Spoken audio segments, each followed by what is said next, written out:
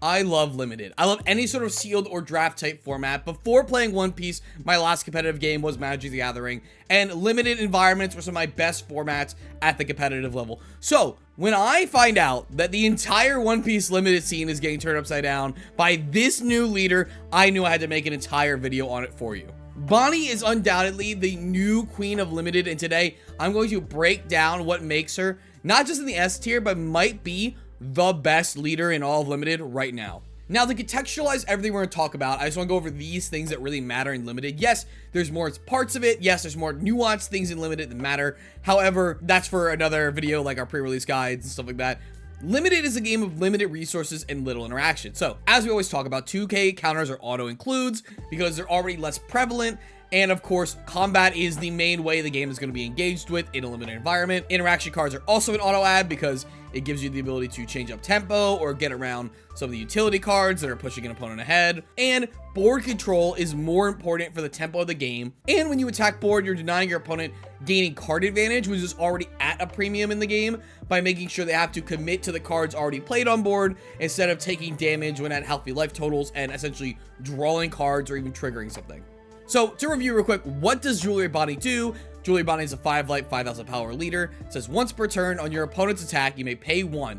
Rest one of your opponent's leader or character cards. So first we're going to focus on point 1, the 2K counters. Preventing attacks by resting the leaders or characters is essentially gaining the same value as countering out. So every character and leader rest you make that's for the sake of preventing an attack is worth at minimum a 1K counter, 1 card in hand that would have been the 1K counter, and you're doing it all for 1 Dawn. So let's say we activate it every turn after turn 3, right? Because you go, we're going to say for the sake, we're going first. Turn 1, no attacks from the opponent, game just started.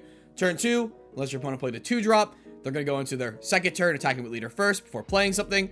Turn 3, there's going to be a target to activate on, whether it's leader or character, right? If the average game is going about 8 turns in limited, you're getting 5 virtually netted cards and 5K counter worth of value, all for a low opportunity cost of holding up 1 Dawn and paying 1 5 times, right? Imagine getting to play a card for 1 Dawn in this game that netted you plus a card, because you're not cycling, right? Like, you're not cycling. You are getting very straightforward value because you're not losing a resource to get the value of a card. It's already stapled onto your leader. It never goes away. So you can't think about it as paying 1 Dawn to draw a new card that's replacing itself.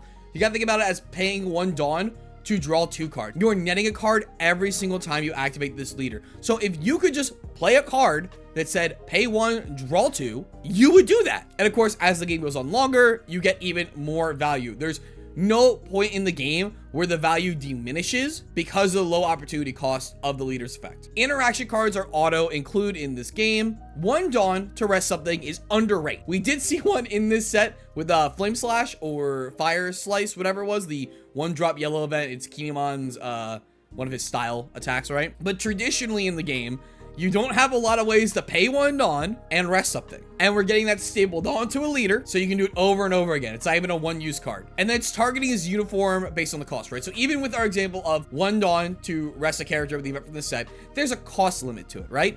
With Bonney, you can rest everything as small as a 1-drop to as big as a 10-drop to a leader, which is the hardest thing to interact with in the game. So it actually scales into additional value because there are very few cards for, let's say, 3 or 4 Dawn that are going to be able to rest a 10-drop. And of course, you get additional angles of not just blocking attacks, but you force blockers or utility characters to become rested, and that gives you the opportunity to leverage attacks on them or leverage attacks on other things that can't be blocked now. And going off of that, of course, the point of board control.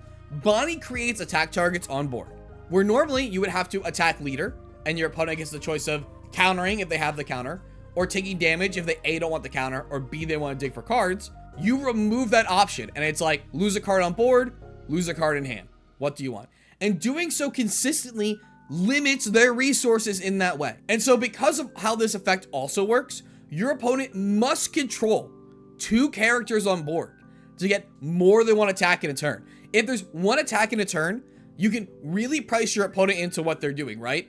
You can know how much counter you need to leave up. You can invalidate large swings if it's a single large swing with a blocker, and forcing larger swings just to get value out of their 1 attack means they can't easily populate the board with their leftover Dawn. So your opponent is forced to produce multiple bodies in a turn or be using Kid Leader, which in that sense is costly because you're discarding a card for 1 turn's extra attack, and you're going to be needing to do it throughout the entire game. By the cost of 1 card in extra attack, that is going to severely neuter your resources in a way that Bonney will have no problem clearing. So limiting the number of attacks the opponent has every turn, of course, is insane. You choose how they spend their resources. You're priced in, usually lower to defending, or you just take some stuff on the chin with the leader, whatever. Blockers become better in case they go bigger, and it prevents them from taking multiple actions in a turn. And if they're going to try to populate out of the Bonney, it means their swings on the board already are going to be committed to their base level, typically of like 5k, 6k, etc. Now here's the caveat, okay? Here's why Bonney was so specifically good in OP07. In OP07, there were basically no good 2 or 3 drops, right? The best ones for 3, for example, the 3/5s that really existed were 2 SRs. They were the Searcher Lilith and the Searcher Foxy Pirate card, so I can't remember the name. But there was 0 2/4s and 0 other 3/5s. So what that meant is that the best bottom level bodies you could be playing in the game were 4 drops, and it makes it so much harder to contest on board or contest through combat while populating multiple characters in a turn when the lowest level good attackers you can produce are 4 drops. Because of that, Bonney had a much easier way to control the board than in other formats, and I think it's interesting to think about how Bonney is going to affect limited play designs in other sets in terms of how many 2 drops there are, how many 3 drops there are, how many 4 drops there are, etc. Because it has such a warping ability in sets like this, where you're not really playing cards that matter until 4 Dawn. And so it was harder than average for your opponents to develop multiple bodies in a turn. The Saving Grace card was, of course, the 1-drop Zoro, but it also needed multiple characters on board, which Bonney controlling the board makes that very not easy to do. So if Bonney is one of the greatest leaders, how does she match up into the other greats in the format? Starting off with Kid, it keeps Kid in check. The opponent must telegraph if they want to use their Kid on the first attack to get full value, right? So if the opposing player is like, hey, I'm gonna double swing this Kid this turn, that's the value. The first attack will already have Dawn equipped, and they must attack with a Kid first. If they attack with a character first, and you rest the Kid, and then they pay and put the Dawn on the Kid, and they split the Dawn between the character and the Kid, it's not getting the full, Kid value, unless the character on board is already like a 7k, for example, base, then it's like, doesn't really matter.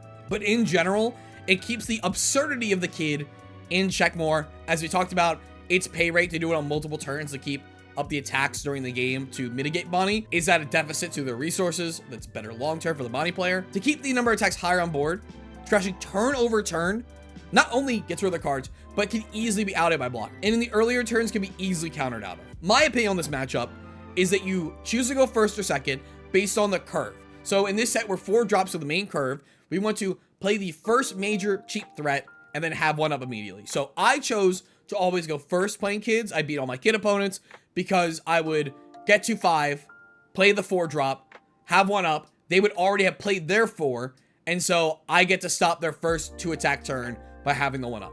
So if the set has a lot of good 3 drops, right? Your deck has a lot of good 3 drops. You choose to go second. You then play the 3 drop on your second 4 on turn, and then you have 1 up. And you just keep them in check where they get the 1 attack per turn, and you can even try to bait them into using the Kid effect to lower their resources while you're battling on board. And there's a lot of really good ways to dumpster them then on the following turns. Yamato isn't necessarily S tier, but I want to talk about it because it's like the same thing as Kid in the sense of like, hey, this is a powerhouse card. How does this interact with this very specific card that can take over a limited event? So you manage the board that's already really minimal, right? Yamato's trying to go big to get you down and then slowly build out the board for the multi-swing to get you while you're at 0, especially with the leader's ability to add 2 Rested Dawn. You use the Bonney to manage their minimal board. With their minimal board, because they're not usually trying to build out too many small characters, they're trying to build out populous big characters to get a couple 2 or 3 big swings at the end when you're at 0. It makes it really easy for Bonney to control that board state with the activated ability. Yamato also can't go big and populate to check your board, right? So as you're building out your board, the Yamato can't go big on your life and can't populate at the same time to control your board.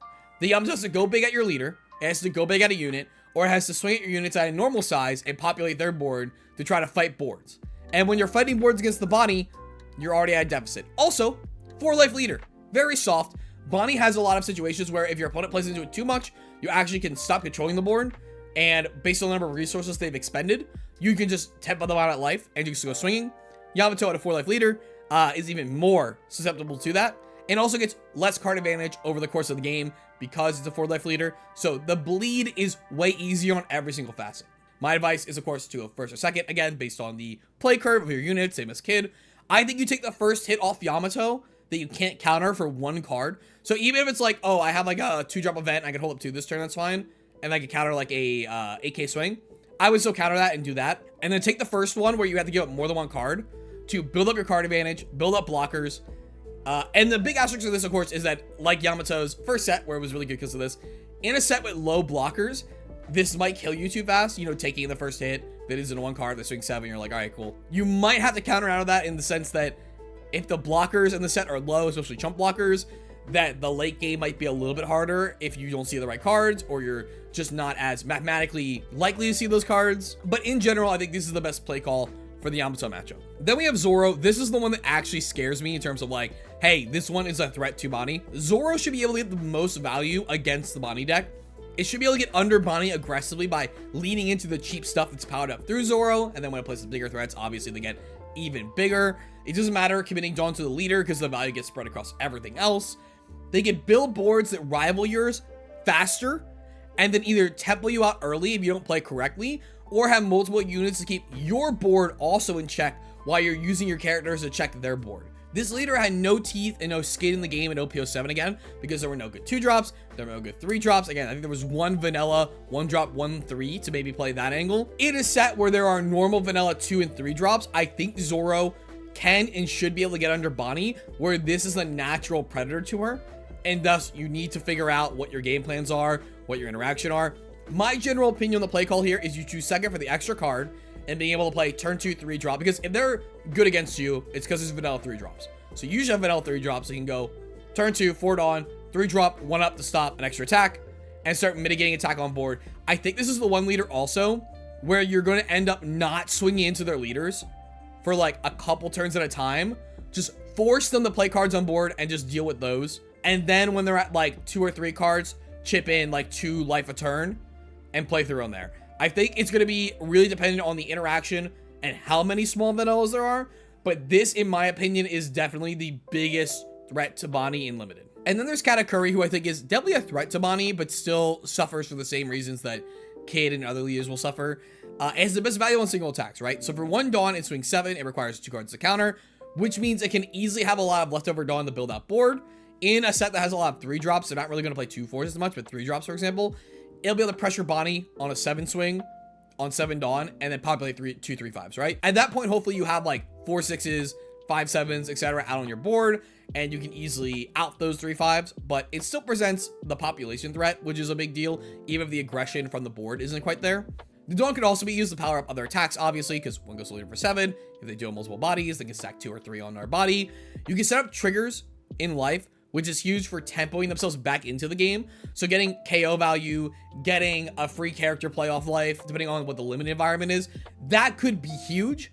Obviously, you're going to attack life way later as Bonney in terms of like what they've set up. So you can have a little bit of say in like when the value gets triggered, because you're going to focus on board first. But getting free value out of life and playing essentially free cards from trigger is definitely a way you can get over the Bonney tempo. I don't think it's consistent enough to rely on, but it will likely happen in your matchup against a Katakuri at some point in Limited. And of course, board mitigation isn't the problem as much as the counter power and blockers in the deck.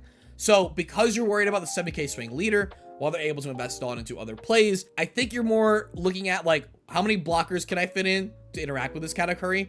And what's my counter power? Do I have a lot of non-counter cards in the deck? How many 2Ks do I have? Do I have a lot of events that do more than 2K? So I can keep this leader in check when I need to. I think that's more important than the number of threats you have against the Katakuri on board. Just having regular bodies is enough.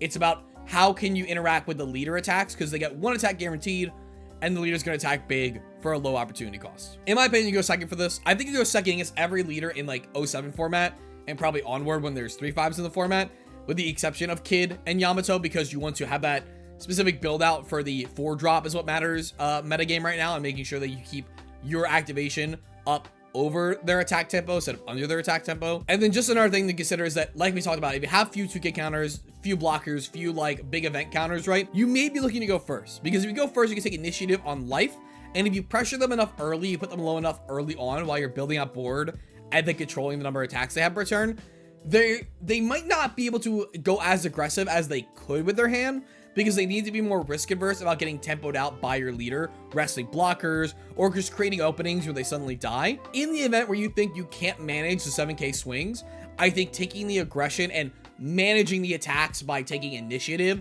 and forcing them to be more responsive instead of aggressive could be the way to go. And then of course, if you're going to be saying this is one of the best leaders, you're going to of course have mirror matches. So what's the things to remember about that? Number one, of course, as we talked about, neither player will get more than one attack without more than one unit. And when you're trying to board control each other's boards, they play a unit, it's going to get rested, and then you're attacking into it, and vice versa. It's going to be harder to populate multiple characters. One of the cool ways of getting out of that in OP07 that I had in my deck was Jinbei. So I have Jinbei, play Jinbei, cheat out a Warlord, and now I populate 2 characters into my opponent's Bonney phase that are active post-attack. So I'll have multiple attacks on the next turn, and there's multiple eyes I have to deal with.